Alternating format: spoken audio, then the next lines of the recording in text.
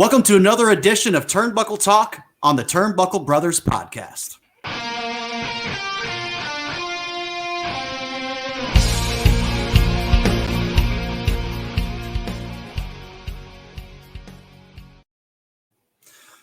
Well, hello again, everybody, and welcome to another edition of Turnbuckle Talk on the Turnbuckle Brothers podcast. I'm your host, Matt Hewitt, alongside the Blue Chipper, the Day Tripper, the Lee May Ripper himself, the King, Steve Mutsu.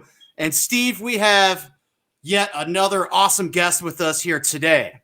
Today we have one of Steve's old buddies, somebody he's trained in the gym with for a while, and somebody who is quickly becoming one of the hottest prospects in MMA, one of the hottest, well, one of the next guys you're about to see on TV fighting here in the near future. Evan Elder coming to us from Kansas City today. Evan, how you doing today, man? Welcome to the podcast. I'm doing good, man. Thank you guys for having me. It's a pleasure to be here. Man, it's a pleasure to have you, and it's a pleasure to be able to sit here and talk to you about this huge fight that you have coming up on September 25th in St. Charles, the St. Louis area. It is going to be Shamrock FC 331. Evan is fighting in the main event against Carlos Garnett Jr. So we're going to get into that today. We're going to ask Evan all kinds of questions. Steve and Evan are going to catch up. They're old buddies. It's going to be an awesome interview. So we talked a little bit offline before we started, man. So you're out in Kansas City training right now. Tell us about that. Yeah, I'm out here in Kansas City with my my buddy Grant Dawson. He's helping me out right now. I'm out here. I'm actually living in Florida, training at Sanford MMA at the moment. Been there for the last couple of years, and that's really my home gym. But had some family stuff going on, and this is only a couple hours away from home. So I'm training out in Kansas City, out here at Glory MMA. It's an amazing gym. I absolutely love it here. Training out here during the week, Monday through Friday, and then heading home on the weekend to go see my family and take care of some family business and make sure everything's going well with the family and stuff. And then I'll bounce back and be back here on Monday for training again. Awesome, man. Well, definitely hope everything goes good with the family stuff. I'm sure it will. So as far as the training goes, man, what kind of stuff are you working on right now? Like, what are you focusing on leading up to this big fight on September 25th? Yeah, not anything in specific or different. I think we had previously mentioned earlier, right before the podcast, like I wasn't able to find, too much about the guy. So I'm not too worried about, I'm more worried about implementing what I want to implement instead of, trying to work around what he's going to do. So I'm going to, I'm not really changing much up, but I did get a change of scenery coming out here to Glory, and their grappling is freaking top notch. I've been getting smoked, really learning a lot, and it's been really good. So other than that, nothing really changing, but just working on everything all the time, stand up, grappling, wall work, everything. It's MMA for a reason. We got to have everything we can in our arsenal. Absolutely, man. I mean, Steve, what do you got? What could you add to that? Me and Evan been training together for a long time. I remember when he was 16 years old and he didn't want to teach his kids class one day, and called me up, asking me to fill in for him. And I was like, yeah, I'll do that on one condition. When your first UFC fight, I get a backstage pass, and it's about to happen. Win this fight, and we're going to the UFC.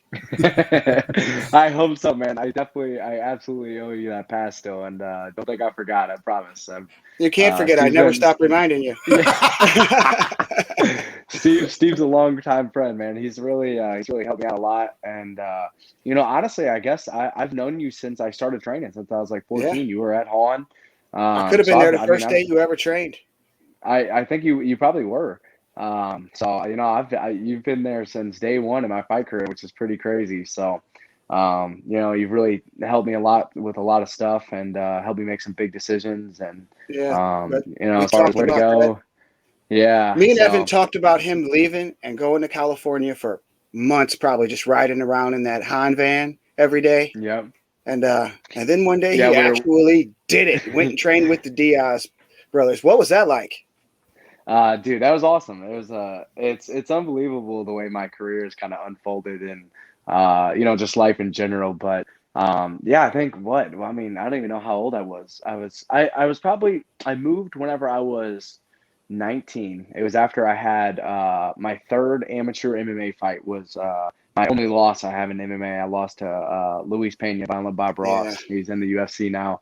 Um, so after that, That you know, that that was that honestly was that was unbelievable that you even took that fight at that as a teenager fighting Luis Pena. Holy cow! well, you know, truthfully, he stepped up and took the fight because it was on short notice. Like, I was supposed to fight another guy, and he ended up breaking his jaw like 2 weeks before the fight, maybe even less. And Luis Pena stepped up and took the fight, and I ended up losing by decision. Went all 3 rounds. It was a good fight, but it was honestly probably one of the best things that ever happened to me because I was like, I had a terrible weight cut. I had no idea what I was doing, and honestly, I messed it up because the reason it went real south is because it was my birthday the week before the fight, and I was a freaking knucklehead 18-year-old, just turned 19, and I went crazy and ate some birthday cake and candy, and I was like, "Oh my God, what have I done? I just ruined my weight." And Immediately this got in guy the can gym, eat. running and stuff. He would tear I, up some food at lunchtime. uh, uh, but anyways, yeah, I had a terrible weight cut, you know, felt like crap in the fight, didn't perform well. You know, everything went wrong and it was perfect. You know, it was perfect because it really showed me that like, hey man, you know, you got to get your stuff together if you really want to do this like you say you do. It's time to make some changes. And I ended up getting a strength and conditioning coach, a nutritionist. I changed gyms. I moved states. So, you know, a lot of stuff happened because of it. And it was really one of the biggest, like one of the defining moments of my career. And Steve helped me to make the decision actually to, you know, where to go to kind of move. And I think, like I said, I was 18, 19 at the time. And we were working pest control Yeah, we and were. riding around together all day long during the day. And then we go train at night and stuff. So all day long we'd sit and talk. And I think, yeah, I think that, you know, we were talking about just me possibly going somewhere to train because, you know, after that fight, I was like, man, I need to get out of here or, you know, or just, you know, I just wanted to change stuff up, get some different looks and stuff and really try to evolve my game. And Steve was the first one, man. He was he was on his phone scouting every different gym there was. And he's like, man, I think you should go here, here, here. You know, they got all these guys. I remember you originally were saying Team Alpha Male is what you were Team Alpha thinking. Male, I was Where I pushing that. should, Yeah. yeah. But hey, I'm the biggest Diaz fan Yeah. there is. So when you went there, I was Yeah. like, yes, that's it. Yeah.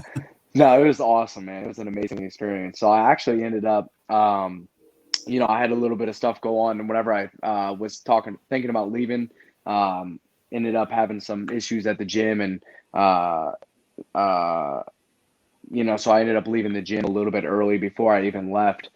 So the last month or two before I even left, I was actually kind of without a gym, and I was just working out on my own. And but it gave me time to. I went around to like every single business from the couple towns surrounding me, and I was making T-shirts as a fundraiser to help try to get me out to California because I was freaking broke 18-year-old. I didn't know anything about life. I probably still don't, but I. Yeah. I was trying to find some way to raise some money real quick, you know. So I was like, "Look, you know, I've heard people making shirts, so I made a shirt and I got a couple sponsors and went around and talked to every business I could find, and only a couple of them, you know, ended up taking me up on my deal to get on the back of my shirt and help me raise the money just to even buy the shirts. And ended up selling a bunch of shirts, saved up a couple $1,000s, and I was going to be, you know, I had no idea what was going on. I was like, oh, I'll just drive out to California. You know, that's got to be a good place for training. And I was just going to figure it out and wing it, live in my car for the time being. And by the grace of God, freaking one of my family, or actually one of my family friends, not even family members, basically family to me, but they, they heard that I was wanting to move out to California, and their daughter just moved back home, and they're like, "Hey, we have an empty room here at our house. You're welcome to come stay with us." And they're like, "We're in Stockton, California. I don't know Yep, if there's any good Stockton. gyms. Yep. Yeah, if there's any good Oh, gyms yeah. right now." So I heard Stockton. I was like, "Oh!" Immediately thought of the Diaz brothers. So I looked it up, and they're like 3 miles away from the Nick Diaz Academy, and I was like, "Dude, that's a sign. I gotta go. I gotta go live out there." Yeah. Yeah, So I man. actually ended up freaking packing up my car and driving out there and living with them for a year and a half and training at the Nick Diaz Academy. And it was awesome, man. It was, you know, it's actually really wild the way it ended up working out too, because I'm so dumb. Before I headed out there, everybody was like, you should probably call and like talk to them and like make sure it's cool if you come out. And I'm like, I'm sure a million people call them a day wanting to come train with them. And, they get a bunch of just people that, call and talk and talk and talk and don't ever show up. So I was like, I don't want to be one of those guys that just calls and talks. And so I was like, if I show up and I work hard and I pay whatever they ask me to pay to train at the gym, I was like, there's no reason for me to not be able to train there, I assume. And so packed up everything I had, put it in my car, and drove out there, got to the gym, and the gym was like shut down. And I was like, what the heck? And there was just videos of them training there on Instagram, and I was like, it's got to be here. So I waited for like a couple hours, and the door was locked. They looked like there was nothing in there, and I was like, what the hell? So I went home and came back the next day, and it was the same thing. It was like nobody didn't come the whole day. I literally stalked the place for like 8 hours a day for like 6 or 7 days. I was like, somebody's got to come back or something. Like I just packed up and moved all the way across the country with all my stuff for the gym to be closed. This can't be happening. So I ended up messaging every single person I could find that was tagged in any Nick Diaz Academy post. All the people that were training at the gym, sent them all a message, like, hey, my name is Evan Elder. I'm 19. I just moved out here to train at the Diaz Academy with you guys. And I was wondering, when practices and stuff. And nobody ever got back to me except for one guy. Ended up being a good friend of mine out there. And he was like, hey, man, yeah, we're just temporarily closed. Gym will be closed for a couple months. We're moving. And I was like, oh, no way. But he was like, go train at our affiliate gym, one town down. So I went and trained there. And Steve, actually, you'll probably think this is crazy, and I don't even remember the address now. I want to say, I think it's 407 West Main Street. That was the address of the gym that we were training at Han at the time. And Oh, I got really? to this Wow. gym. I got to the gym, and the address was 407 West Main Street. And I was like, wow, that's just really weird. Like, that's crazy. That is. That's So awesome. I ended up training there. I ended up training there for until the Diaz Academy was ready. But it was really awesome. Met a lot of cool people that I wouldn't have met if I didn't go there. And anyways, one of the guys there, his name was Rudy, and I ended up seeing Rudy quite a few times down at that gym, at the affiliate gym they told me to train at. And I also worked out at a place called In Shape. It was just like a local gym. I ran into Rudy though a couple times at In Shape, and he recognized me from the other Gracie Jiu Jitsu Academy. And so a couple times though, he was with Nate. He was with Nate Diaz, and he introduced me to Nate. So I had gotten to see Nate a couple times and introduced myself and stuff, and told him I came out here to train with him. And he's super cool dude.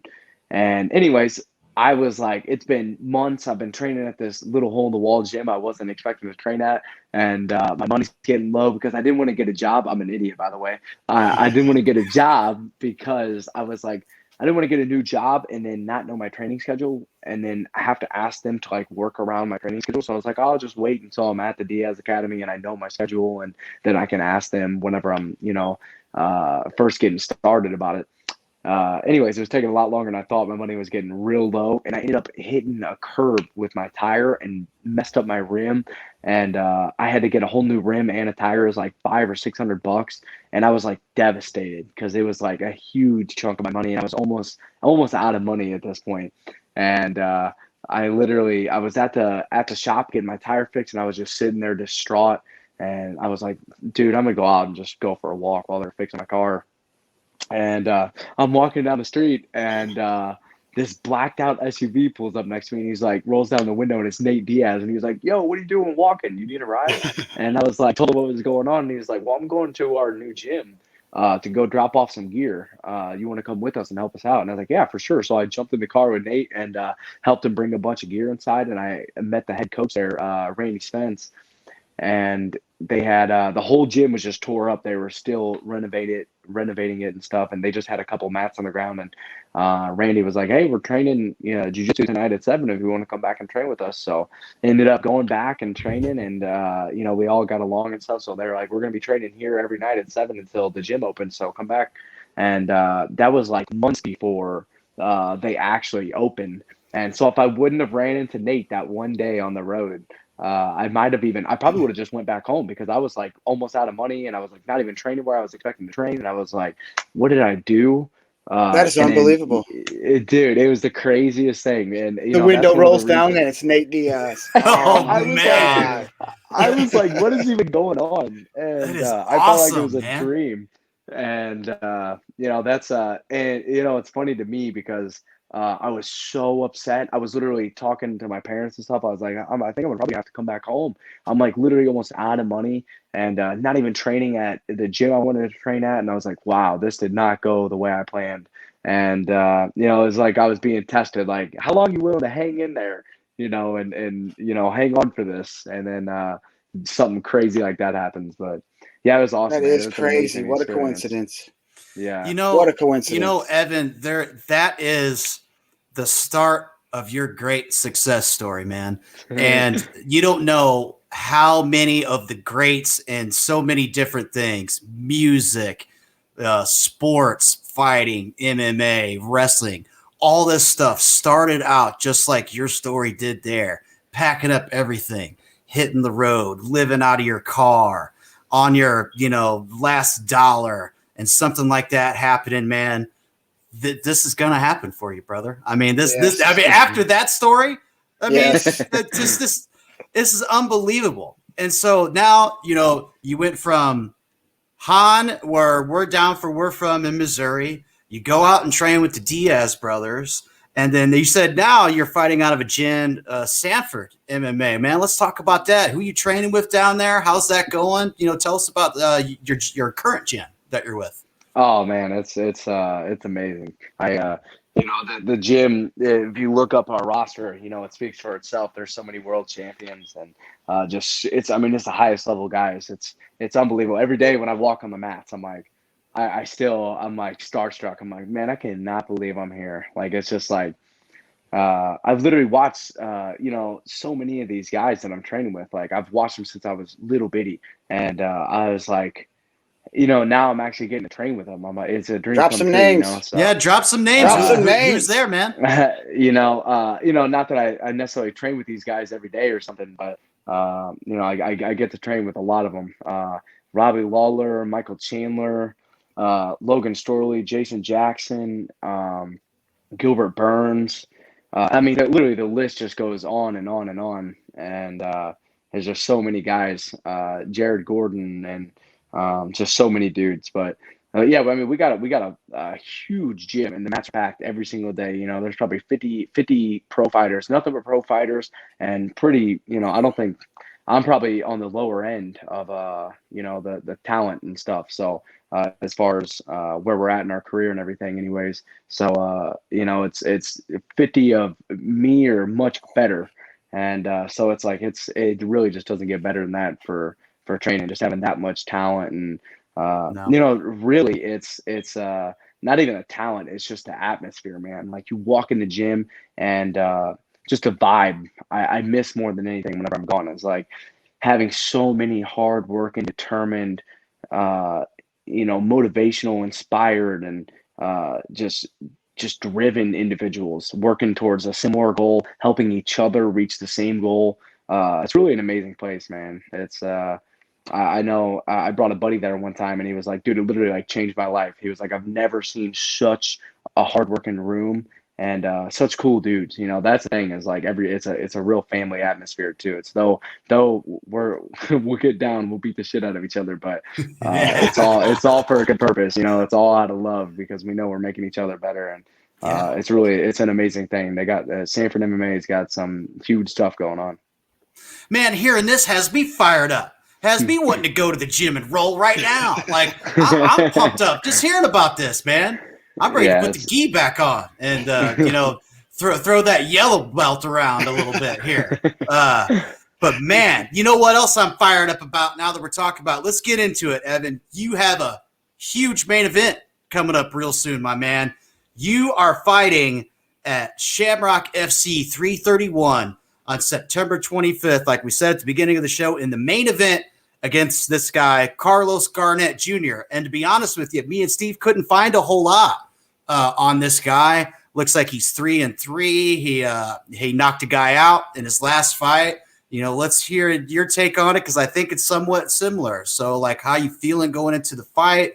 Where we were going to try to match you guys up a little bit. There's not a whole lot on this guy out there. So what do you think about that, man? Yeah, unfortunately, I couldn't find much about him either. I had a different opponent. This was the other guy I had to pull out. I don't know for what reasons. Stuff happens all the time. It's a rough sport, so it's easy to mess around and get injured or something. But yeah, this guy was a late replacement. We're just several weeks out from the fight, so I really appreciate. I'm just glad that he stepped up and took the fight. So good for him for that. And but yeah, I think he's all I could find on him was he was 3-3. I think I seen somewhere he was 5'7", 5'7". So he's a little bit shorter than me and super jacked. I know he I looks think strong. he looks like he's really strong. So he's probably got he's probably a decent grappler just from strength. Or going to be tough to deal with as far as strength and athleticism. And I think in his last fight he had a pretty nice knockout. So he's got good knockout power. But other than that, I don't think we should be in the same league technique wise. So I think I'm just gonna have to stay long because I'm a little bit longer than he is. Stay long, pick him apart. Level changes, mix it up. And I think that's where I'm going to kind of pick him apart at is staying long, but really mixing it up, hitting some takedowns, throwing my punches, my kicks, make me throwing good combinations, not letting them know when I'm going to be striking, when I'm going to be trying to take it to the ground, and, really using both of them to set it up. So using my wrestling to set up my strikes, using my strikes to set up my wrestling, and then, ultimately either finish them on the feet or, take them down, ground and pound them out, or submit them. I'm definitely looking for a finish. Absolutely, man. And you are going to finish this guy.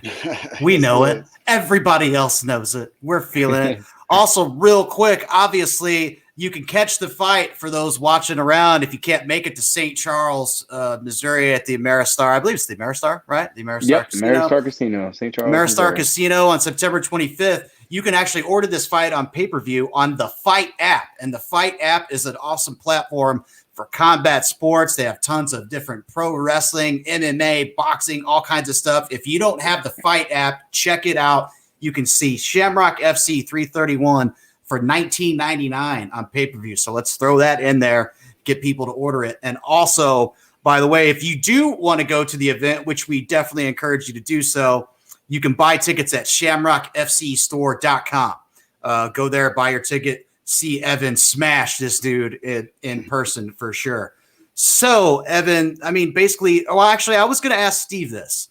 So, Steve, for somebody who's known Evan we just heard Evan basically tell us what his mind is on, how his mind is going into this fight. He knows what he's going to do. He knows the strengths. He knows he's just going to go in there and basically, the old proverbial phrase, impose his will on a Garnett Jr. An Evan, as long as you have, what would you do in this fight with this guy, Evan? Like, what would be your advice to Evan? Maybe I should say. This is my advice to Evan as a Shamrock FC veteran. Keep your hands up and don't do what I did. Do not do that. Don't do that. It's all good, Steve. It happens, buddy. Don't do that. Oh, I so should have had the clip ready. Oh, no, you shouldn't. Nobody wants to watch Steve like that. Don't do Steve like that. It's all good. I would never do that. There was not, all right, I'll go ahead and say it. There wasn't a more devastated person in that whole building that night to me when that happened. That Steve was fine afterwards. That's because I didn't remember anything. Yeah, I bought the fancy hotel and stuff, and we were all hanging out, party because I don't live in St. Louis anymore. I live more closer to Chicago now, up here in Illinois.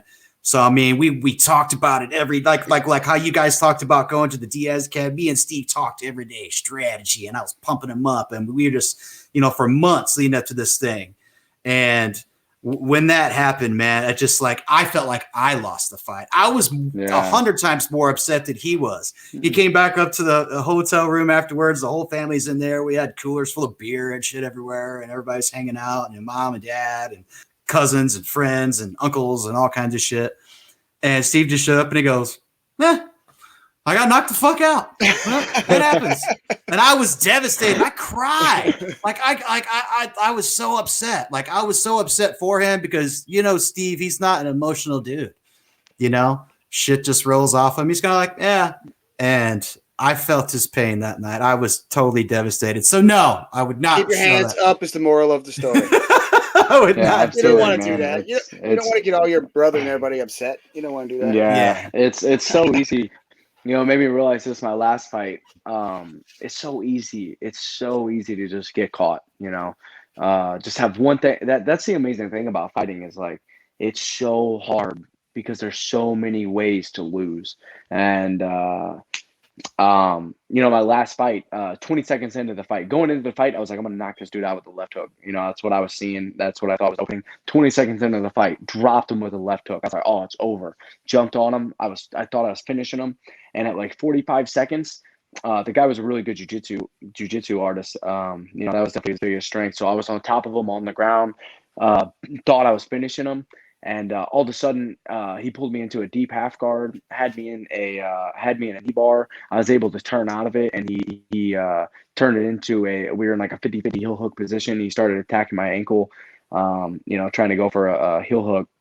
And I was able to get out of it, thank God, and, scrambled back to our feet. But, it went from me literally finishing the fight to me being completely on the defense, and I was like, it just made me realize after the fight, I was like, it is so easy to just, it takes one bad decision to mess up a fight, have your hand down for one punch, or have your arm, left in a spot where it shouldn't be for 1 second and you get arm barred, so, but that's what makes fighting so cool is like, it's just so hard. It's so difficult because there's so many different ways to lose. And it's so frantic when you're in there. I don't think nobody can understand what it's like unless you've done it, because it's like, unless you're in there and you felt the pressure, because it's nothing like training at the gym.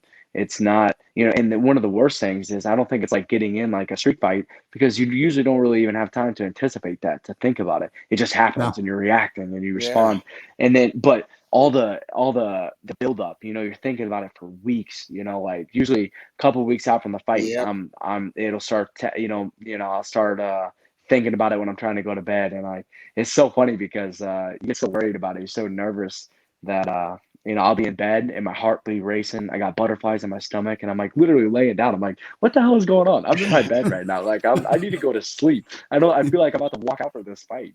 But, that's how nerve wracking it is. And, anybody that's done anything that's high intensity or, you're under a lot of stress, they can tell you how much nerves affect everything, the way you feel, your decision making. And it's one of the hardest things to overcome is work through those nerves, how to calm those nerves, because you can use them.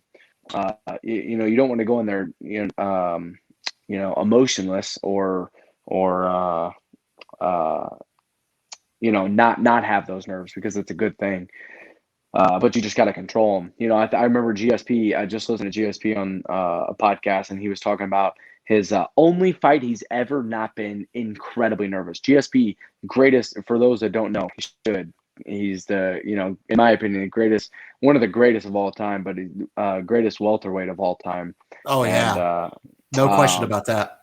Yeah, but he was talking about he gets incredibly nervous before every fight.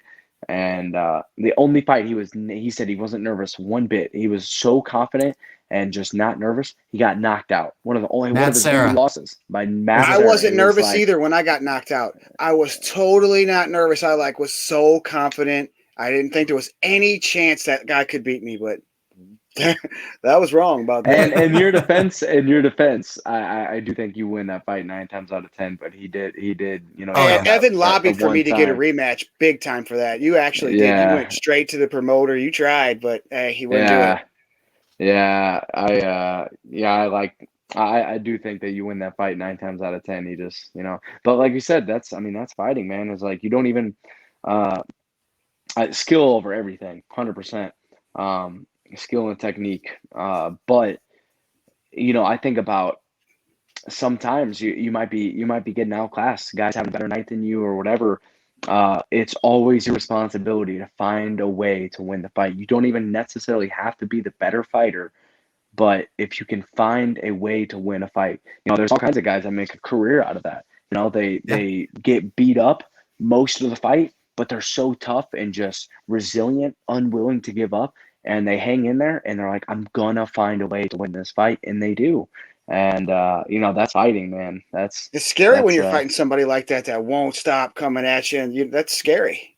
yeah, cracking them, and you're just like, dude, what do I got to do to get this dude out of here? And they just keep coming. It's demoralizing, but It's almost as that's the if fight. like obviously I've never had a fight before, but like huge fan, watch it, everything all the time, but it's almost as if you have to win the fight in your mind first, right? Like, do Oh, you guys think 100%. that before Yeah. you go into fight? I mean, I'm the kind of guy, and I didn't realize I was doing this, but like, before a big show or something that I would perform in front of, like I'm visualizing in my head everything that's going to happen.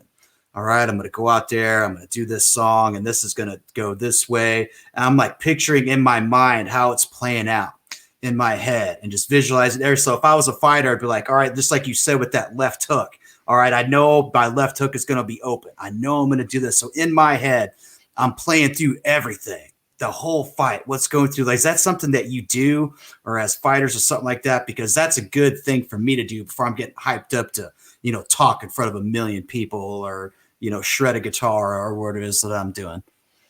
Yeah, absolutely. I will say, I think visualization is super important. But I think I more visualize everything else.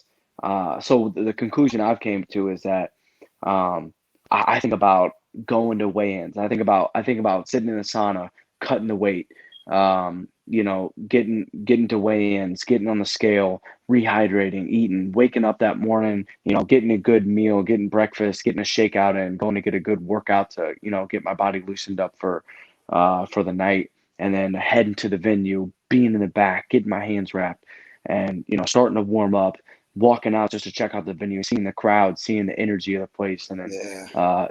That's and it. like getting Yeah. in the cage, and then getting in the cage and moving around, and I even like scratching like rubbing my back up against the cage just to feel it, in case whenever we Well, start you're making me grappling and want we to do get to this the again. cage, and I dude, it's know. fun, You're I man. know. making me I'm want just to do like, it again. I'm just sitting It's there the like, oh, I I'm think ready. you go to the back and start warming up, and uh, they come back and they're like, all right, you're on deck, let's walk out. So you walk out and you're just sitting there waiting and getting ready to walk out, and I pretty much visualize all the way up until that point, and then obviously I'll run through a ton of scenarios or whatever. Like in practice, we run through. That's where I really visualize the fight is just in practice, like practice all the techniques and the scenarios I think we'll hit. But I've realized to me, it's almost pointless to game plan for exactly how the fight's gonna go because it's so there's an infinite amount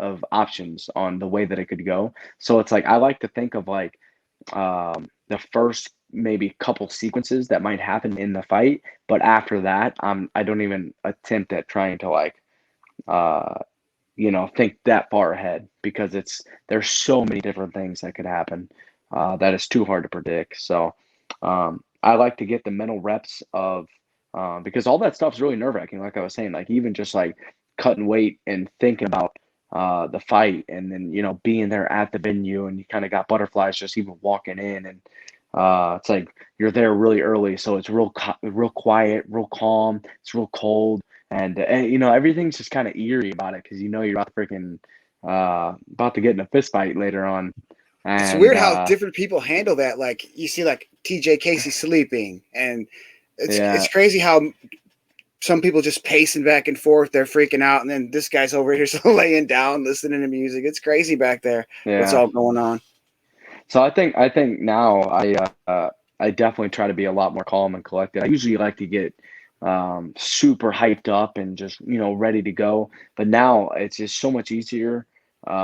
Especially after this last fight, I felt it in the last fight. I really want to be a lot more level headed as far as like uh, I'm almost going to have my body on autopilot. I'm going to get super amped up while I'm warming up and like, get warmed up really well. And, all the nerves are going to be there. So my body's going to be ready to go. But my mind is just going to be clear. I'm zeroed in, I'm dialed in, I'm focused, but I'm not like going crazy. I'm just okay. I'm good. I'm good. Just remembering to breathe. And thinking about I'm making all the reads. I'm trying to figure out the patterns that he has, and try to really leave my mind open, listen to my coaches, and not get too caught up in the moment to where I'm just going out there on berserk mode and just, reacting, being a much more cerebral fighter, really just being there in the moment. Evan, you are ready. For a 24-year-old fighter, 5-0, it's been an awesome. It's been a pleasure talking to you. You are ready for this fight mentally, physically. One more time, we want to thank Evan Elder, the future UFC main eventer on our podcast, the Turnbuckle Bros podcast, here first. People are going to come back and watch this and be like, oh, I remember when he was on Turnbuckle Bros podcast. Now he's on the UFC. And we're going to say, oh, yeah, he was here first, buddy. And one more time, Evan is fighting at Shamrock FC 331 on the Fight TV app for $19.99 on pay-per-view. September 25th, if you want to buy tickets to attend it live, please visit shamrockfcstore.com. Evan, good luck. Smash him. Thanks for being on the show today, my man. Thank you guys for having me, man. It was a pleasure. I'll have to get back on here and do this again sometime. Oh, yeah. Definitely. Anytime you want to come on, you were a great guest. You're an awesome dude. I'm fired up. He fired me up, Steve. I'm coming down there. I'm probably gonna go do some jujitsu tomorrow now. I know. I'm coming down there to pick a fight with Steve. Like, Steve, take me to the gym, man. I'm ready. I definitely want to do that. We can do that anytime. Yeah, you need to go to the gym. I've got probably about 47 seconds of gas in me before I'm done. So I need to get back to it. I used to do it to work out and stuff. But anyways, once again, Evan, stick around, Evan, offline. I'm going to talk to you for a second.